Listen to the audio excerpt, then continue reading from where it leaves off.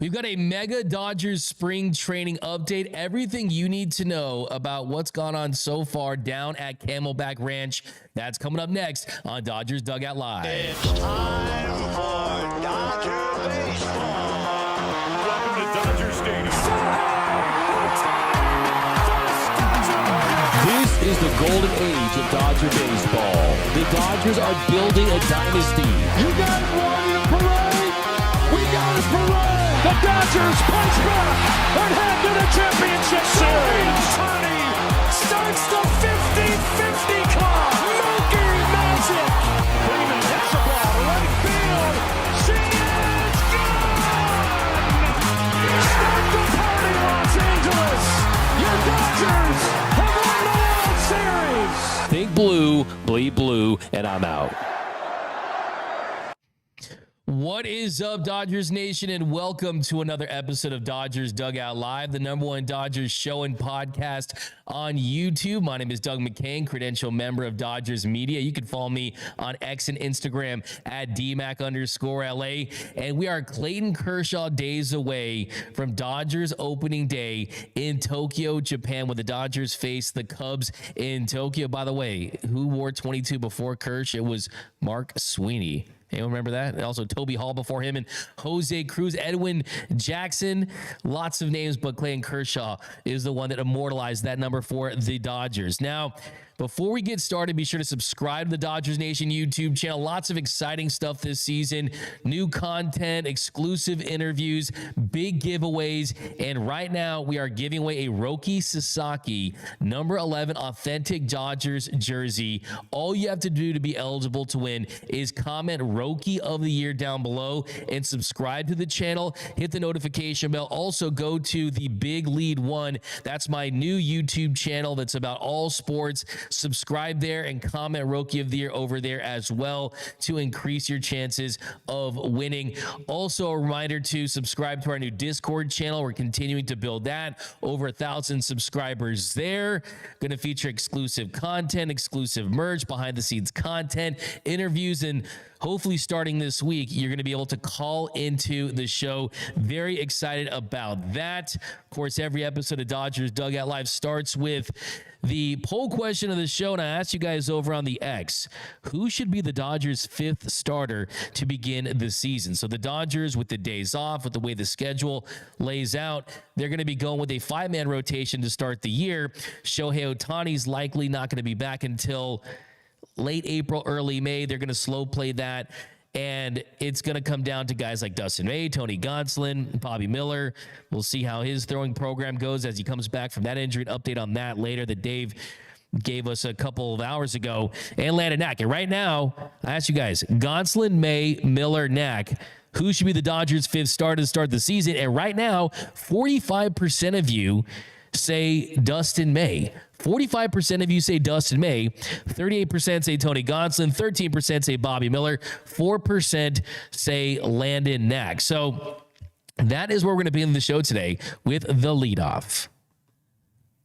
Leading off, the hottest story in Dodger baseball.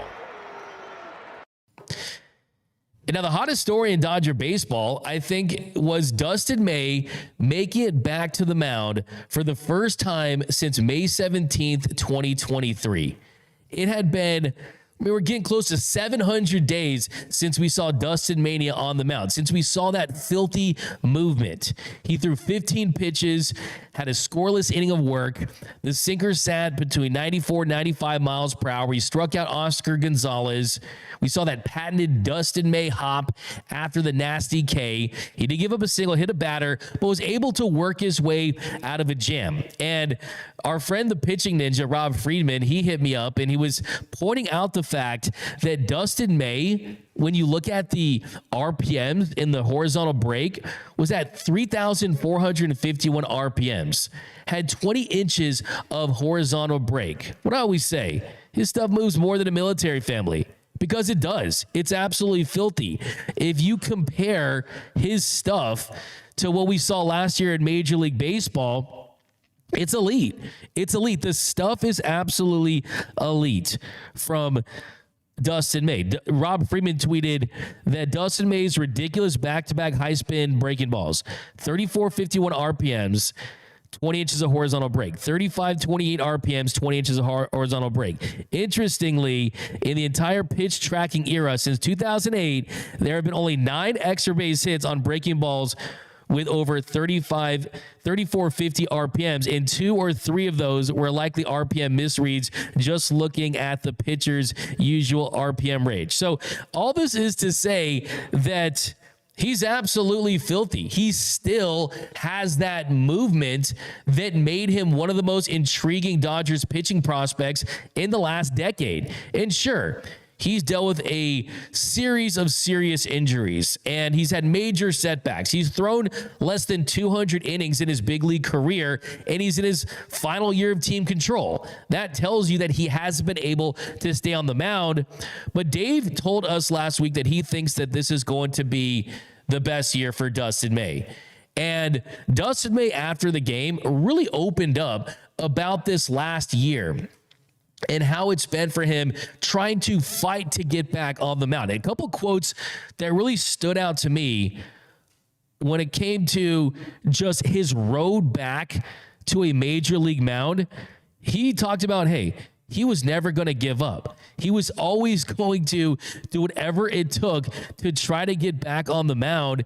And he showed those emotions. You saw him get emotional, punch his glove, look up at the sky, take off his hat, showing that raw emotion. And about those emotions, May said, that's just him trying to figure things out, trying to get some stuff. And it was the fact that he's still alive. He was telling himself in that moment, I'm alive. I'm glad I'm here. That it was a huge weight off his shoulders. And now he feels like it's a breath of fresh air, that it's a new beginning, and that hopefully it can be just about pitching. He laughed. He said, hey, I hope it's just about pitching from this point forward. He was also asked about his velocity. He said that he doesn't care about his velocity right now. Like I said, he was between 94 and 95 miles per hour, and it could go up. It's likely to go up. That's very encouraging in his first spring training start. But the most important thing is that the stuff is back to normal. All the shapes and the metrics, the releases, they're back to normal. And Mark Pryor said a few days ago, he told us that Dustin May was tweaking that slider grip a little bit, and May said he found one back in early January, that it's working for him, and that he's not trying to feel rushed out of his delivery and stay on the backside and down on the mound. So not only is the stuff from a spin rate standpoint back to where it was, but he's got a new slider grip that he feels very, very confident about. And then the other big takeaway is he was asked about his elbow now compared to the first surgery. Remember, he didn't have a second Tommy John surgery. He had a flexor tendon repair, some cleanup. And May said that the elbow feels different this time around, feels completely different. He said he never felt right before after the first surgery, and he never felt like he was in a good spot. The second one was a flexor tendon, and this is very important. He hasn't had a painful day of throwing since, and he was very close to coming back before he tore that esophagus. So he was already going to work his way back, but he was throwing through pain. He wasn't at 100%. We saw him still be effective during certain spots, but now the arm is feeling better than it has even before the first surgery. And that was the number one takeaway for me, is we sometimes interview these players. We talk to these guys after major injuries, Tommy John, ACL, those kind of injuries. And it's emotional for them. It truly is, because they've missed significant time. They've had to put in all this work in really isolation away from their teammates, but they weren't dealing with near-death situations, right? Dustin May did. And I think that really hit home with me yesterday after hearing what he said, is he was happy that he was alive. He was asked about the esophagus tear, and to describe it, Dustin May said, I was at dinner, swallowed some salad, swallowed some water on top of it. As soon as the water hit the salad on my throat, it was full body on fire. He was rushed to the ER. They had a CAT scan. He drank some contrast fluid, and then he ended up having surgery at night, got out of surgery, between 7 or 8 in the morning. It was in the hospital. He was in the hospital for 11 days. He was in the hospital for 11 days. So he said that he has a new outlook on life, the gratitude, the happiness. It's just a new way to live his life. And he said he's not going to avoid salads. He just is not going to swallow too fast, and he's going to make sure that he is in a much better spot with some of those habits there. So, yeah, I think that definitely was the biggest takeaway for me, is that he looked really good on the mound during certain spots, that he's as healthy as ever been. And I think that Dustin May, his stuff is so nasty that if he can stay healthy, that there's no doubt that he's going to be able to help this team. And yes, it's going to get tricky if everyone stays healthy. None of these guys really can be optioned. And Dustin May is going to be competing for a spot. I think they're going to try to, with May, give the flexibility.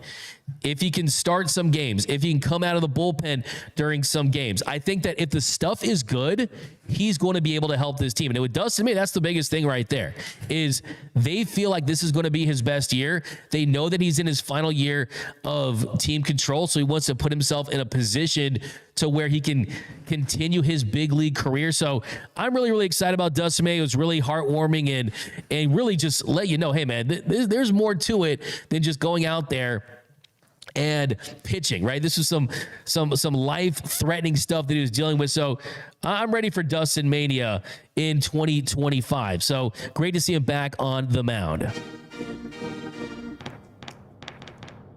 But let me know down below in the comment section, what are your thoughts on Dustin May? Do you think he can really help this team this season? ML says, I'm ready for Tokyo series to mess up my sleeping schedule. I like that. Dodgers Explicit. What's up, D-Mac? I saw our friends over at Dodgers Explicit. Noel Sanchez interviewed them. Thought that was really cool. Ronnie Good, where you been? D-Mac, I've been down at Camelback Ranch. By the way, there's Tony Taters in the flesh. He's looking for all your super chats, all of your comments. We're going to give out the comment of the show later in the 7th inning stretch. Noel is rocking with me as always. So, yeah, we'll talk to those guys too. But I got Matt Leiter. May is a potential bullpen superstar. His injury-prone body can even be destroyed by a piece of lettuce. This guy is nasty, but relief is where he belongs. I think that is something that you should be encouraged by with Dustin May. The fact that he has the kind of stuff where it'd be silly to write him off, just because if that stuff translates to the bullpen, he could be a major weapon out of there. But I think that we're jumping the gun a little bit to the conversations about the long-term bullpen plan with Dustin May, because we don't know how this rotation is going to play out as far as guys staying healthy. Because you lose a couple guys, Dustin May wants the opportunity to start, because a starting pitcher is going to be more valuable on the free agency market than a reliever is. So don't discount that. I do think that there's going to be a hybrid role for him where you can use him for multiple innings of work, but I don't think that it's quite time just to say, oh, he's a bullpen guy moving forward. They have not made that decision just yet. The way he looked, if he keeps progressing on that, and he's just a couple injuries away from finding a spot in this rotation. So you have to build him up in that way. We got Tony Gonsolin should be the 5th starter. Okay, so let's switch gears, and it's a jam-packed show, guys. We got baseball to talk about. We're back from Camelback Ranch. By the way, great. I met 30, 40, 50 fans this time around. I couldn't walk around spring training without you guys coming up, talking to me. It meant a lot to meet a lot of you guys out there. Really appreciate all the support. You guys are what make this thing go. So it's really great to see Dodgers Nation out in force out there. Really, really cool. So I just want to send a shout out to all the fans that we were able to catch up with down at Camelback Ranch. But Noel, I think that was your first time at Camelback Ranch for Dodgers spring training. Yeah. What was your biggest takeaway? Man, my biggest takeaway would have to be just how not only locked in the returning players are, but also the new guys that they signed. I think it's just a testament to the organization for really identifying the type of talent that's only going to further build their championship culture. And being in the clubhouse with you, I mean, all the guys we talked to, they just seem really focused on one thing, and that's winning. There's no egos. There's no kind of bad chemistry. There's none of that. It just, they want to do whatever it takes to win, and they're all locked in since spring training. That says a lot. Absolutely. And that will bring me to my first big takeaway. So here we got, guys, we got our first Dodgers rewind of the season. 10 big takeaways, 10 things you need to know about the first week of Dodgers spring training. Also got some updates from down at Camelback Ranch today. Dodgers Rewind, 10 big takeaways. So my first big takeaway, just talking to these players, watching how they go about their work, is this team almost feels like they are the team that lost the World Series last year. This team is working and focused, and their commitment to excellence, I think, looks like a team that has everything to prove. Now, I think they got over the hump last season. They won that full 162 regular season game World Series with a full postseason. They had the parade, but they are as hungry as ever. Just talking to these players, they know that they have the opportunity to do something that's special, to do something that has not been done in Major League Baseball in 25 years. They have a chance to go back to back. And if you go back to back in a sport like Major League Baseball, you immediately enter the conversation with some of the best teams that we've ever seen compete in this sport. We're talking about teams like the Murderers Row 27 Yankees, the 39 Yankees, the late 70s Big Red Machine Reds, the Yankees of the early 2000s. And that is the biggest takeaway for me as far as just the demeanor, the mindset of this team, is they are as hungry as ever. And even though they did win that World Series, they are not satisfied. They understand that the roster build, the construction that they put together, will tell you that they are going to put everything together to go out and try to win that next World Series, and that it is not a satisfied bunch in that Dodgers clubhouse. Now, next big takeaway is about Shohei Ohtani. Now, Shohei Ohtani, he had his first live batting practice of spring training yesterday. He got a lot of swings off. He said he felt good after. He had a lot of hard hit balls. He had a hard hit double, had a broken bat single, was going against a international free agent, not some major starting pitcher or anything like that. But Dave said that he is on track to face hitters in a game as a DH by the end of this week. And if you look at how the schedule lines up, who do the Dodgers play on Friday? They face the Angels. So that would be a pretty fun matchup to see him go against the Angels, possibly the Rockies, the Giants on Saturday. So the good news is everything is trending in the right direction with Shohei Ohtani on the batting front. He had labrum surgery in November. It pushed his pitching progression off. The throwing program was delayed a little bit, but just looking at his at-bats, the hard contact, the feel at the plate, I'm not concerned. He is going to be ready to go when the Dodgers take on the Cubs on March 18th in Tokyo, Japan. So from a hitting standpoint, he's on track. The other big question is, how does he look from a pitching standpoint? And the last bullpen he had, the velocity is starting to trend the right direction. The first couple of bullpens, he was at 92, 94 miles per hour. Last bullpen, the velocity is up a tick at 95 miles per hour. And the other big takeaway is he's pitching from the windup. So that is something that really caught my eye just watching him, is seeing him throw out of that windup. And Dodgers pitching coach Mark Pryor said that was Shohei Ohtani's idea, that Shohei brought the idea of pitching out of the windup. And Mark Pryor said that it's just a matter of rhythm, right? Getting guys the rhythm.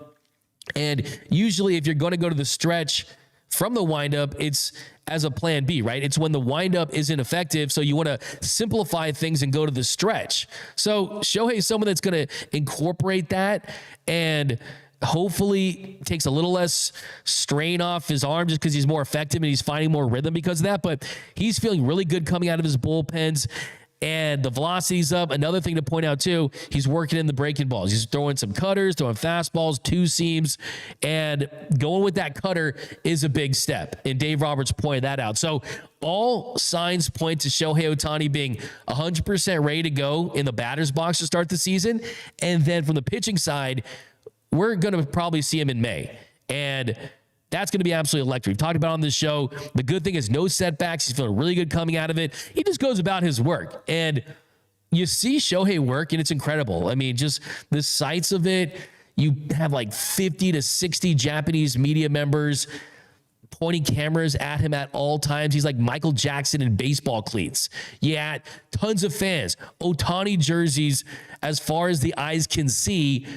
And he's still got a smile on his face. He's still extremely relaxed.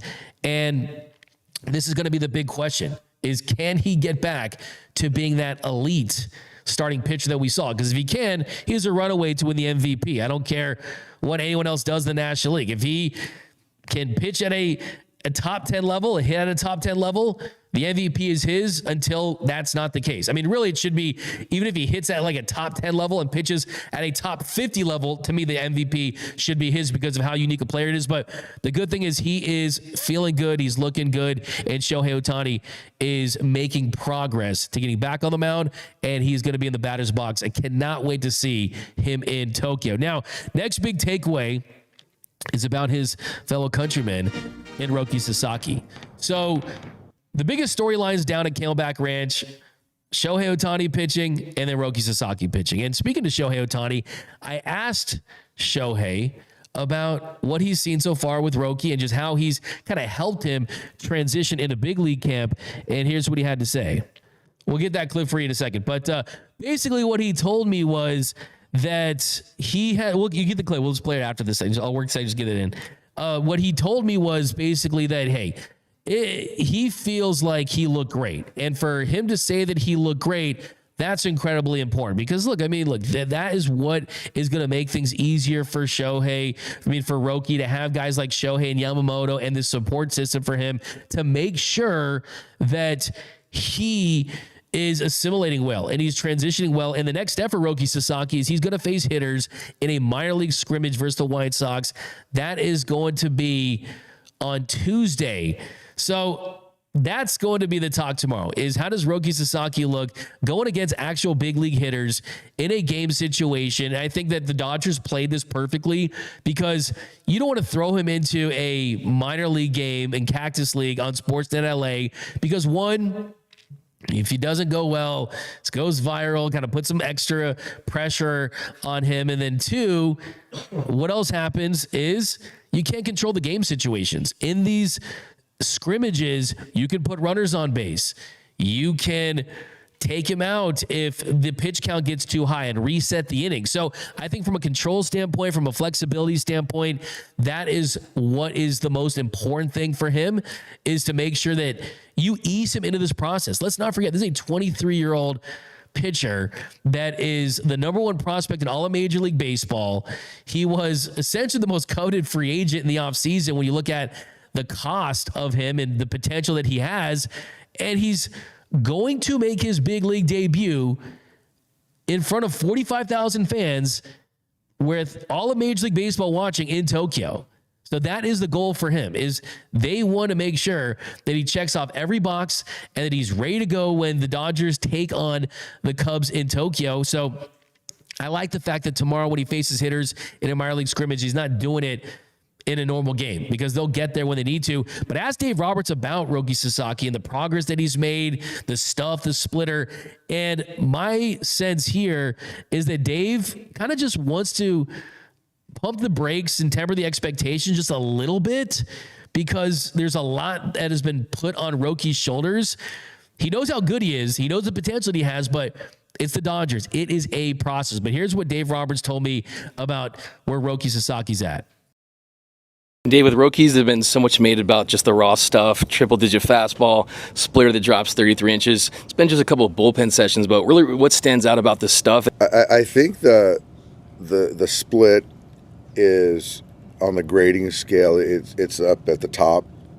The fastball, it's still early, so we're not expecting to see triple digits yet, and so I haven't seen him.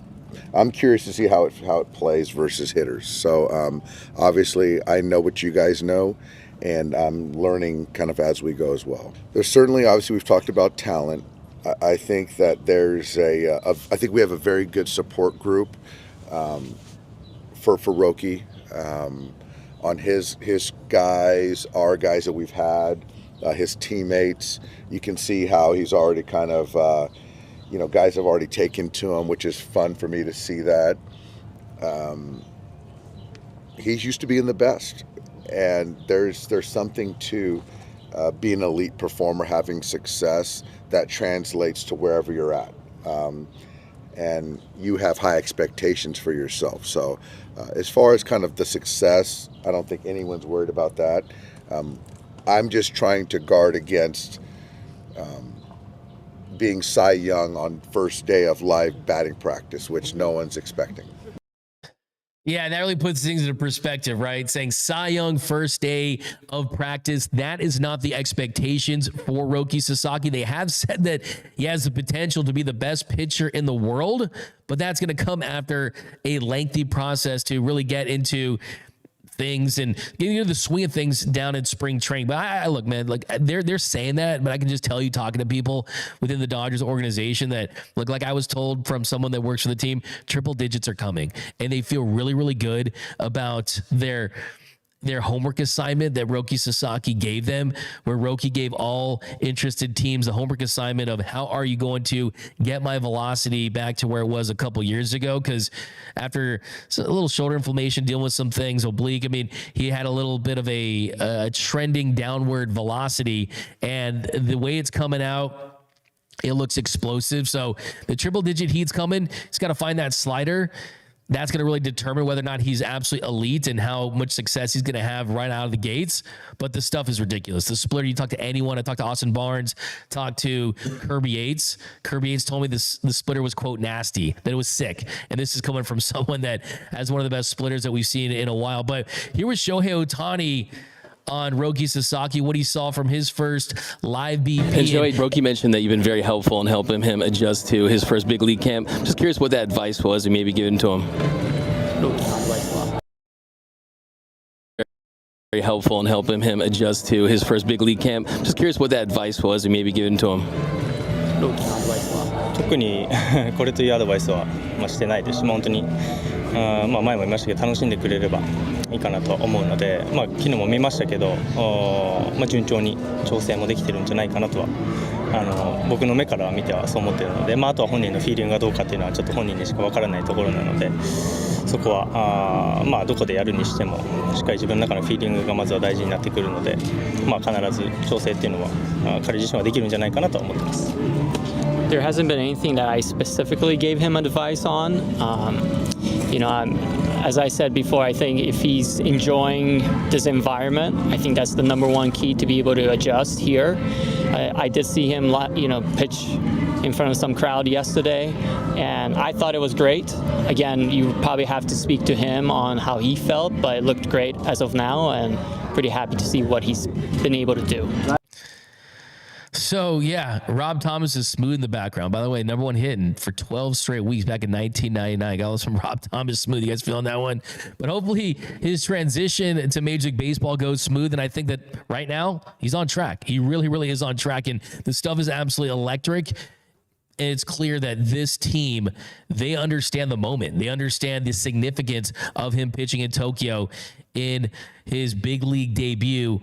Could be Roki Sasaki versus Justin Steele. That's most likely the matchup that we're looking at. Okay, third big takeaway is we are going to be seeing a big week of spring training debuts. So the schedule today, Monday, Dodgers at Reds, Gavin Lux, old friend. That's a 12:05 Pacific start. Tomorrow, Dodgers Mariners, also 12:05. Wednesday, Dodgers at Brewers, 12:10 start. Thursday, at Rockies, 12:10 p.m. start. Then Friday, February 28th, Dodgers versus Angels. That's a night game, 5:05 p.m. The first night game. Then Saturday, March 1st, Giants, 12:05 p.m.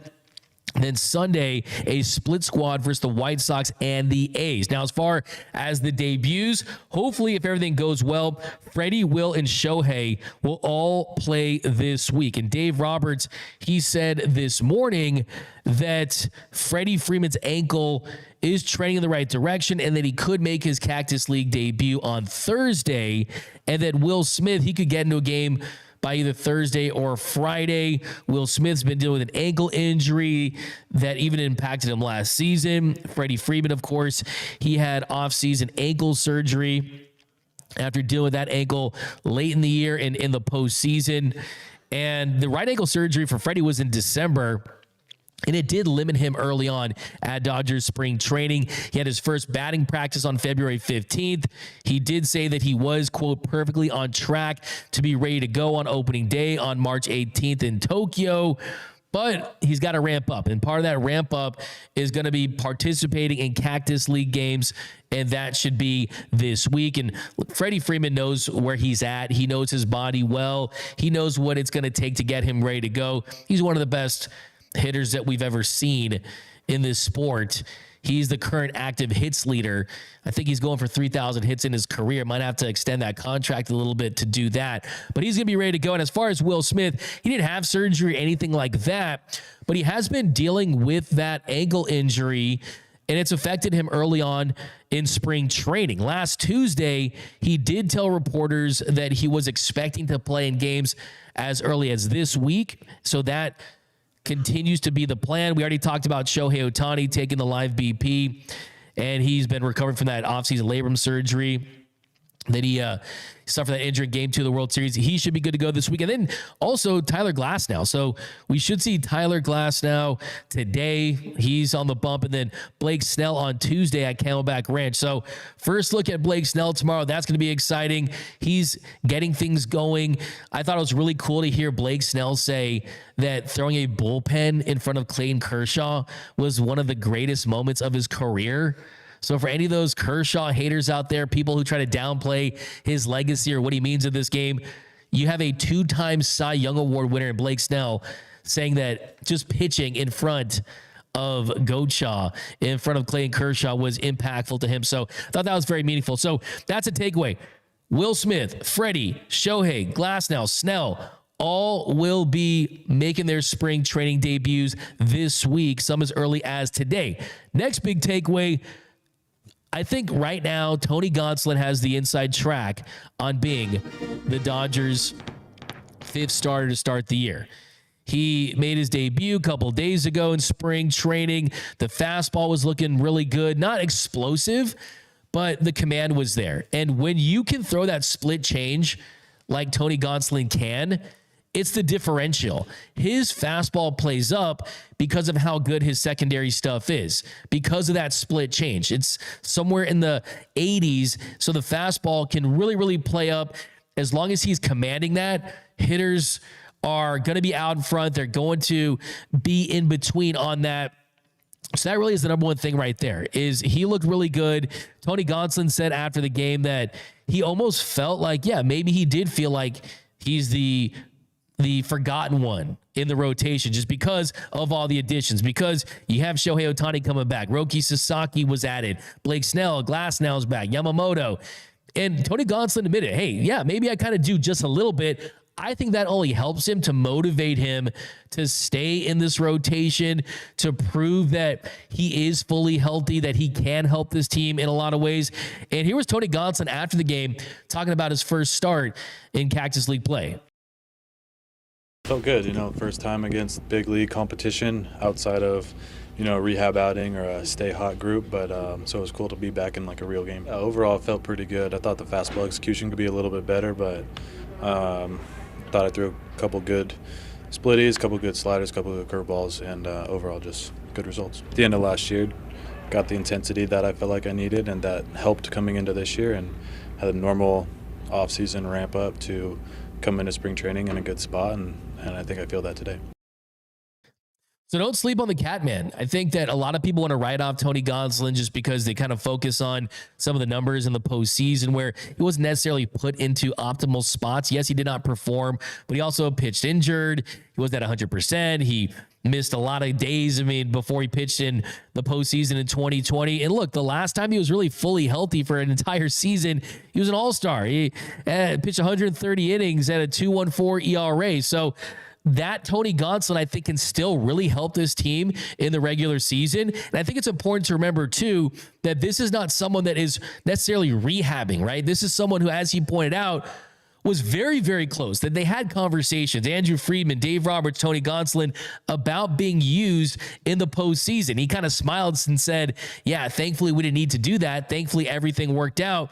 But he was ready to go. So that's a full normal offseason where he's progressing well into a spring training where he's got the inside track on the 5th starter spot. And Dave Roberts said about Tony Gonsolin, we just can't forget about how good Tony has been when he's healthy.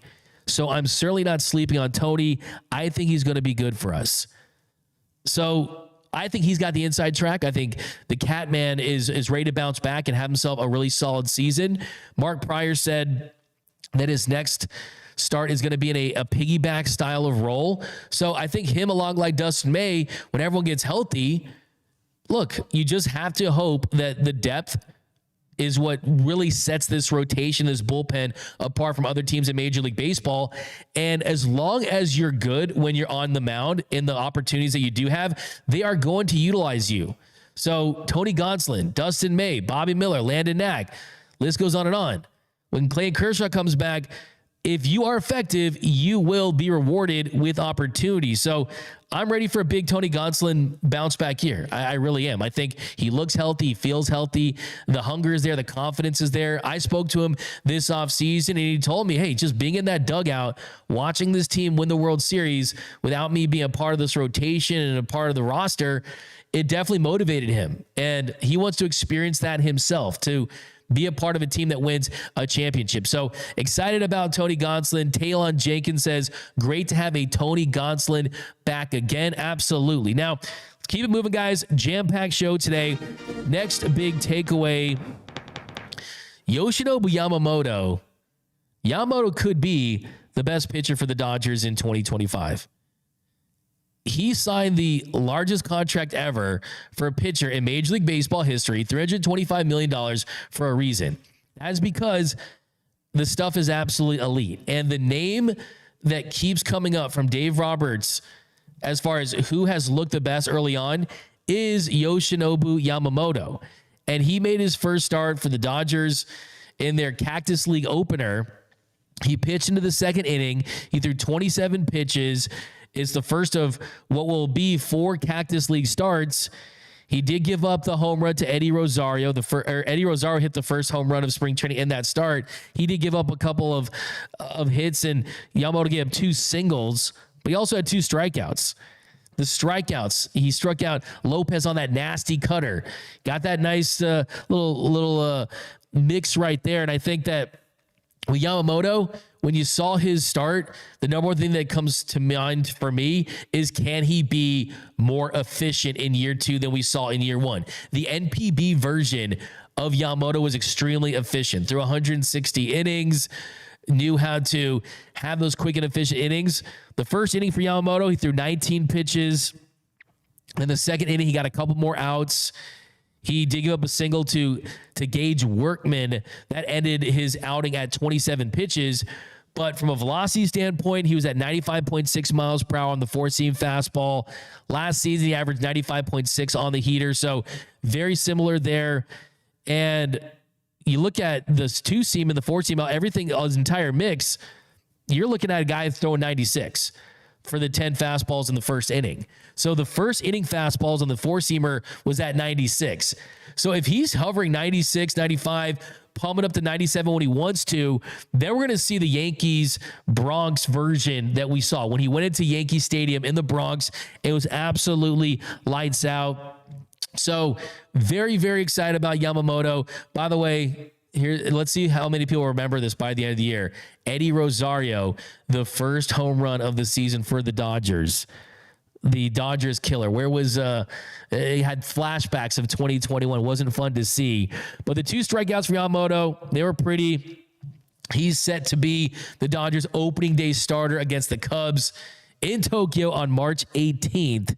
So the way that the schedule sets up, the timeline during Cactus League play, you're looking at 3 more starts for him before the Dodgers end the Arizona part of spring training, which ends on March 11th. So Yamamoto looks great. And like I said, takeaway, we could look back and Yoshinobu Yamamoto could be the best starter for the Dodgers in 2025. Now, next big takeaway is about Hassan Kim.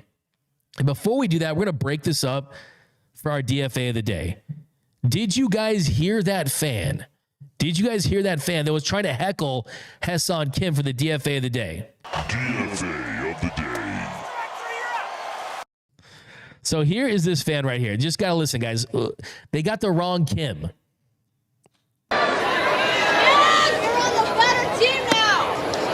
And Hassan Kim was swinging a miss. Kim 1 for 1, infield single in the 4th, walked in the 6th.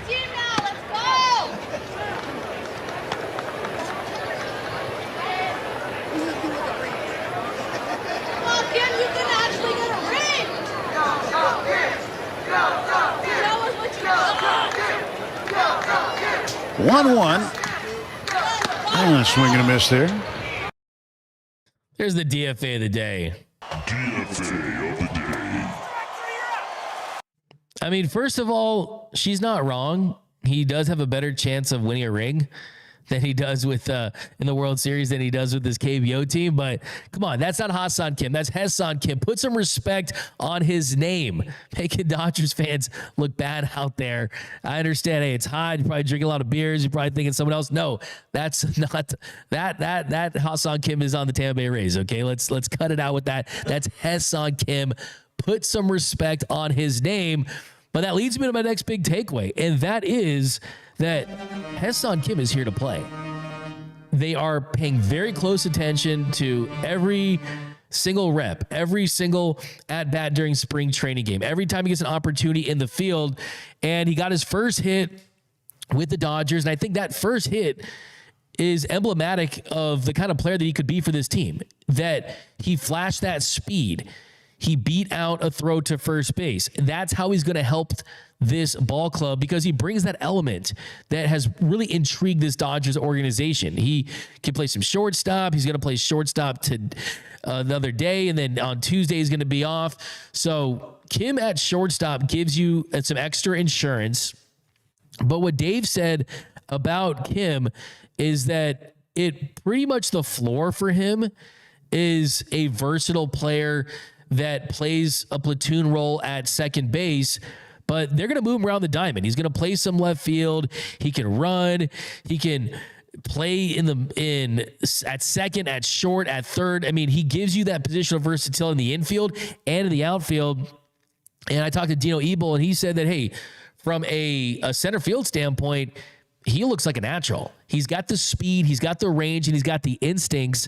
And the hope is that the offense translates. And that's what Dave Roberts said, is that if the contact that he got in the KBO can translate and he can hit for average, 270, 300, anything in that range, even though he's not going to give you double-digit home runs most likely, if he can get on base, he can impact the game because he's got speed. And with the glove, Dave said he can win a game for you. Miguel Rojas told me that he can win a game for you with his glove. So they're high on him, and it's just about can he hit, because they've got options. You got options at second base.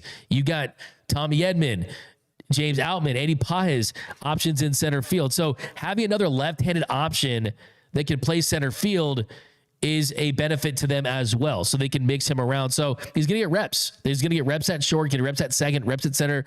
And I think that they did not sign him to not play him. And that's what I was told from someone inside the organization, is that they're going to give him every opportunity to play, because that's why they brought him here. They didn't bring him here to start him down at the minor league level. And I think, as Dave said, the floor for Hassan Kim is they know he can play second base, but they want to see his comfort level in other spots. So you know that to be on the Dodgers, you got to be dynamic. You have to play multiple positions unless the bat is extremely special. And I think that he can have a combination. Maybe he can have a special-ish bat as far as getting base hits and that kind of stuff. But great to see him get his first hit. The smiles, the attitude. He's always he's the smiley guy. And I think fans are going to really, really fall in love with Hassan Kim very, very quickly. But come on, man. I'm going to give that fan a bruh for that. I mean, the disrespect.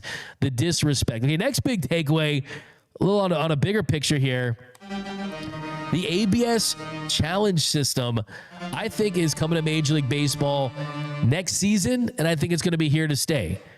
Major League Baseball is trying something new this spring where they are allowing teams to challenge 2-ball and strike calls per game with the ABS challenge system. So teams can challenge 2 ball and strike calls per game. If you win the challenge, you don't lose your challenge. And we saw Max Muncy, who Dave Roberts was joking about, that because he's always challenging balls and strikes, that he was not going to have the green light to challenge everything. He was the first victim of the challenge system for the Dodgers. But the umps, they are going to get exposed in this. And I think it's all about getting the game right. We saw Poteet, he made that first inning challenge with the ABS system. And it was an 0-1 fastball to Max Muncy in the first inning that was called low. But after they reviewed it, it was ruled a strike. I think the couple of big takeaways from this are, 1, it's fast, it's efficient, it goes by quick. 2, you're not going to see pitchers and hitters burn through them early in games.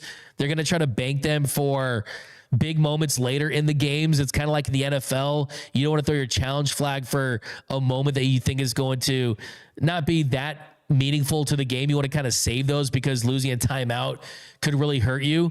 But I just wish that this was around long enough so we could have seen Angel Hernandez umpire with this, because Angel Hernandez probably would have been the first umpire in history to try to eject a camera because he would have been so embarrassed. And you guys know my longstanding theory is that Angel Hernandez is an investor in the ABS challenge system. So he wants this, so he thinks he can profit off of that. But no, it's great to see umpires.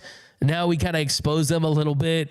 They have to see how bad their calls are in front of everyone else. But look, I think that it was a really good system. I think that it's going to be here to stay. I don't think that you lose kind of the umpire and manager yelling thing that's kind of died down. I mean, the Sparky Andersons, the Tommy Lasorda interactions, I mean, that's fun, but we haven't even seen that much in Major League Baseball over the last couple of seasons. But the ABS challenge system is here to stay. And like I said, my biggest regret is Angel Hernandez. I mean, pretty much the only right call he ever made in his career was retiring.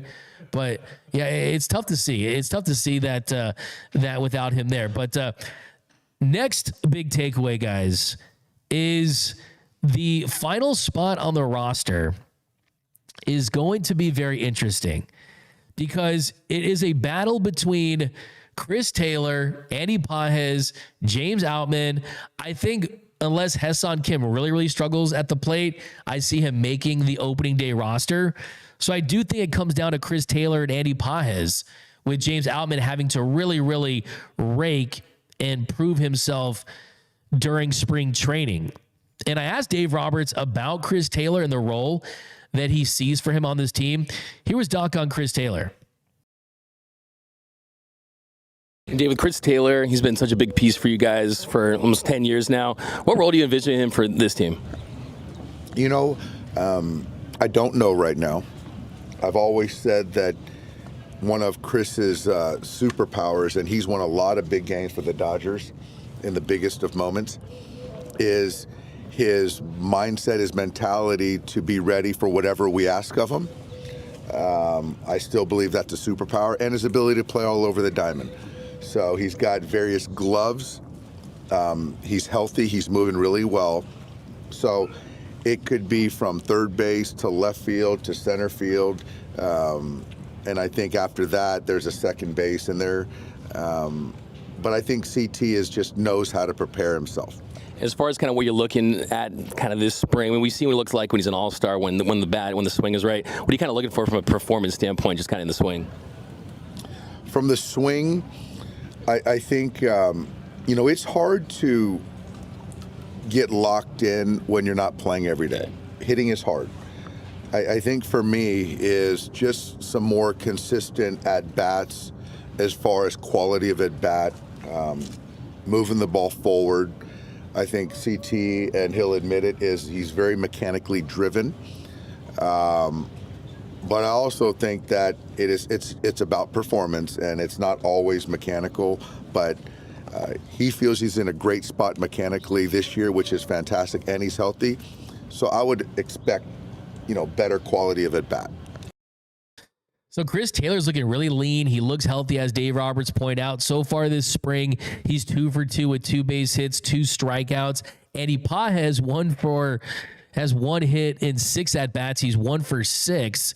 He's 1 for 6. Actually, Chris Taylor, 2 for 5 in the 2 games so far. Andy Pages is 1 for 6, but also has 3 strikeouts. So, I mean, look, it's just 2 games. It's extremely small sample size. It's not something to work on, but I do think that there's a quiet confidence with Chris Taylor, knowing that he knows what he needs to do to make this team. But I think just listen to Dave Roberts' comments right there that he's going to have to earn it. They're not just going to give it to him. I think if he really struggled and Andy Pages really outperformed him, it's a meritocracy in that they would have to give him that opportunity. Yes, $13 million does give him an advantage, right? I mean, there's 13 million reasons why Chris Taylor would want to make this team, because the Dodgers wouldn't want to pay that if they would have to move on from him. But I think that they like the depth that Chris Taylor provides, the veteran leadership. He's a very, very trusted, beloved member of that Dodgers clubhouse. So I think right now, I mean, it does feel like Chris Taylor, if he performs the way he has the last part of the last season, I think a lot of people don't remember this, is that he was hitting .314 for almost the last 2 months of the season. So he did figure out some mechanical changes that he's brought into this season. If he performs, he's going to make this team. That's just the case. And Pages will be one of those first guys that gets called up. But right now, I think you have to say that Chris Taylor does have that inside track of making this roster just because of the experience. And it's still early, but that's definitely a battle that you want to pay close attention to.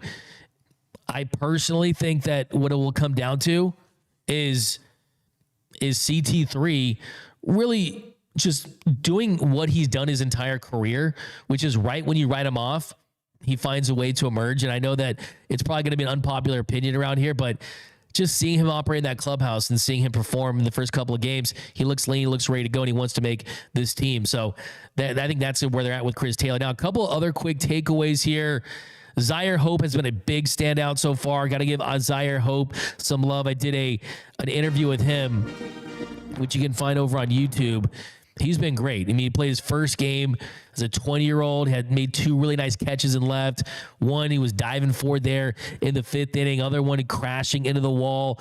Zaire Hope has a lot of potential for this team and this organization. And just his attitude, I think, is really special too. So, yeah, go back and watch that interview I did with Zaire Hope. You're going to fall in love with him. And look, he's got a really nice approach at the plate. The bat speed really stands out, the quickness, the way he just turns on it. And you look at Zaire Hope, he's one of those guys that has turned some heads. I mean, so far in 4 games, he's 2 for 8, has a double and a home run, just 1 strikeout, an OPS 1,083. So a lot of love for Zaire Hope. So definitely go over on YouTube to check that one out. Hunter Fiducia, another big takeaway too. He's definitely stood out as far as his production. Really, if you look at the hits, he leads the Dodgers right up there. I mean, David Bodie with 5, but right after that, it's Hunter Fiducia, 4 hits and 5 at-bats with a home run and a double.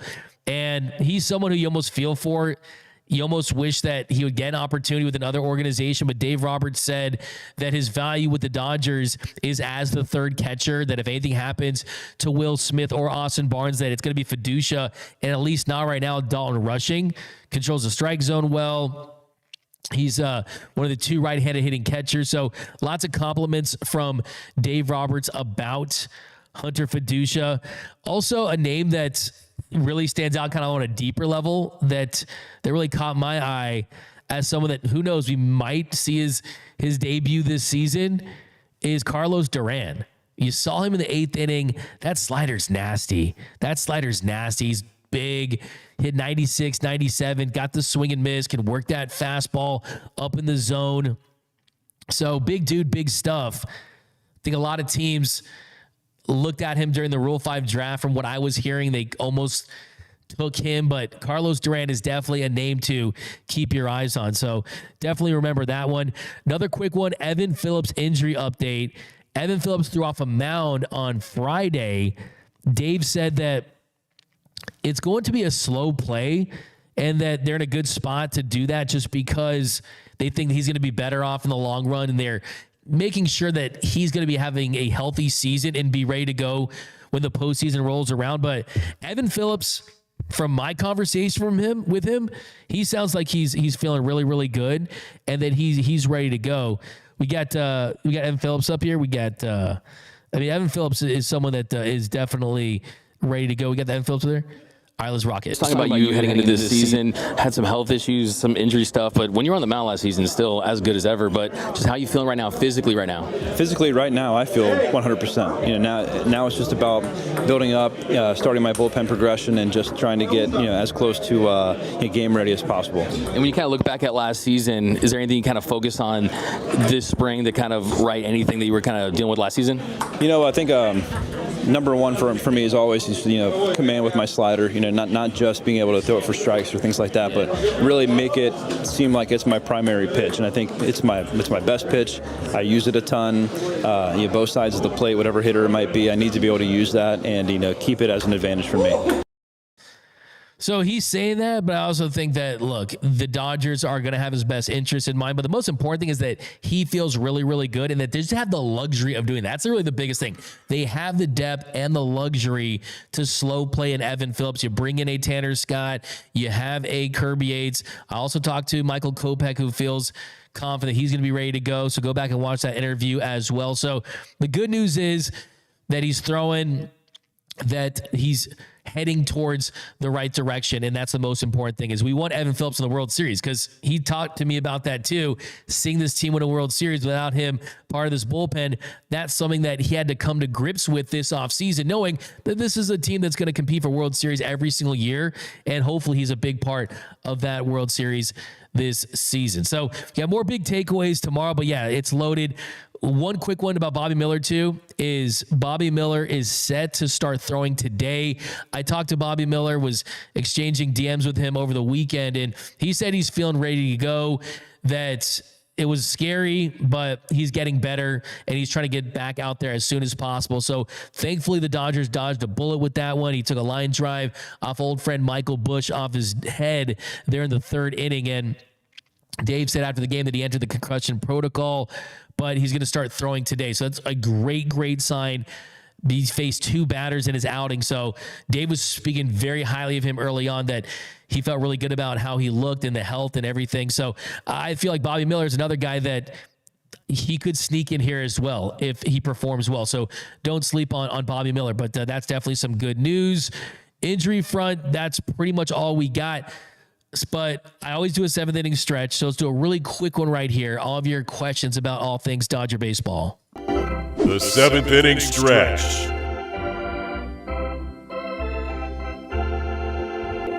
Some quick ones. Got a couple super chats. Got Ricardo Moreno, $5. Appreciate that. D-Mac, how's spring training? Have you gone to the games yet? Let's go Dodgers. Yes, I have. We were out there for over almost a week. It was a lot of fun, a lot of sun in Arizona. Got to talk to a lot of players, a lot of fans. It was really an incredible experience down there. Dodgers spring training is second to none. If you're a Dodgers fan and haven't been, I could not recommend it enough. You get to see baseball in its purest form in a intimate setting. It's an incredible experience. I highly recommend it. Cleono says, D-Mac, I got to ask from a fan perspective, were you starstruck being in front of Otani? LOL. Not anymore. I mean, a couple of years ago, I went and saw him in Anaheim, and I was like, holy crap, there's Shohei Ohtani. I will say, when he comes out, it is a different energy. It truly is a different energy, just because there's so many media members.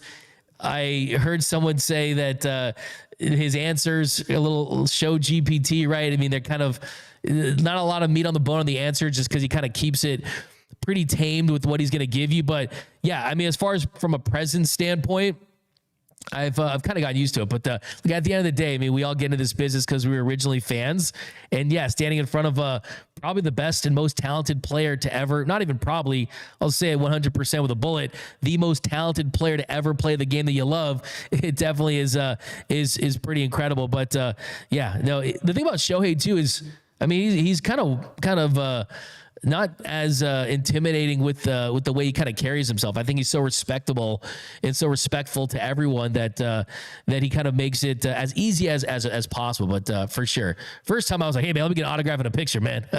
But now it's a little more chill. Alex A, we got to Saul Noel interviewing Dodgers fans at game 1 of spring training. Yeah, our boy Noise by Noel is out there in force. Jay Simmons says, I'm kind of worried about our middle infield. Look, I'm going to talk about that tomorrow because I want to spend a little more time on Mookie at shortstop. But all I can tell you is just from the eye test, talking to Dodgers coaches, the fluid motion, the not being in between on throws. Remember, the throw to second base is so much easier than the throw from shortstop. The throw from shortstop, you need more momentum. You need to not be in between on ground balls. And just the instincts and the fluidity of Mookie has gotten so much better, but we're going to save that one for tomorrow. Baby steps. Hello, D-Mac, Tony, and Noel. Do you think Frosso, Carros, and Jose Rodriguez could be potential pitchers or relievers during the season? I was pretty impressed during the spring training. In short, if there's injuries, I talked to Frosso. They were high on him last season. I think he will make his big league debut this year at some point. Is Snell starting tomorrow for Mookie Magic? Yes. Who's our opening day starter? Jay Simmies. That's Yamamoto. Future thanks, D-Mac. Y'all better be down there March 8th. We go and check out some AZ Tortas. Gonna give you a bruh.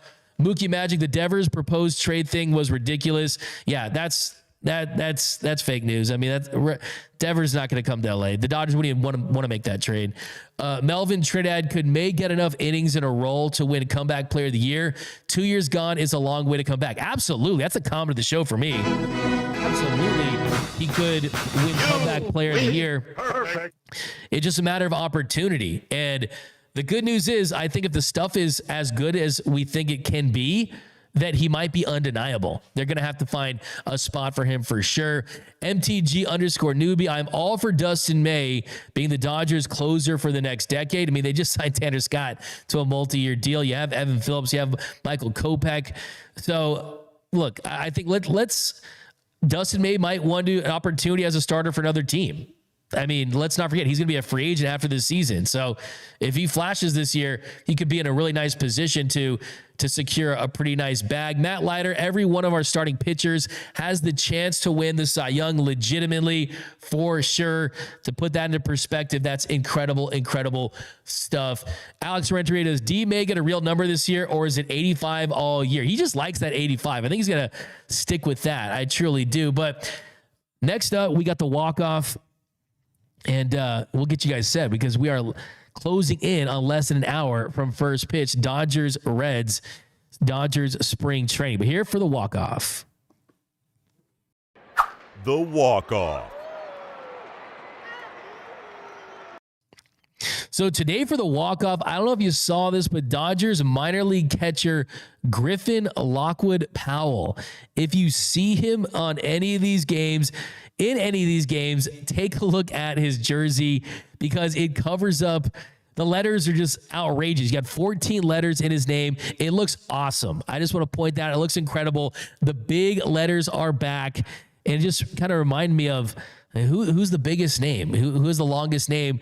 How about Christian Encarnacion Strand? Go look at that one. That Reds prospect had 27 characters. 27 characters. A couple years back in 2022, you had Simeon Woods Richardson. He had a debut where he had 22 characters. So good stuff. I mean, D. Strange Gordon didn't have that when he was with the Dodgers. It was just D. Gordon. But yeah, go look at Griffin Lockwood Powell. And the other big takeaway is those big letters are back. But that's going to do it for this episode of Dodgers Dugout Live. My name is Doug McKain. You can follow me on X and Instagram at DMac_LA. If you haven't yet, subscribe to the channel, subscribe to the Discord, subscribe to the Big Lead. Comment Roki of the Year down below. Follow me over on X and Instagram at DMac_LA. And until next time, think blue, bleed blue, and I'm out.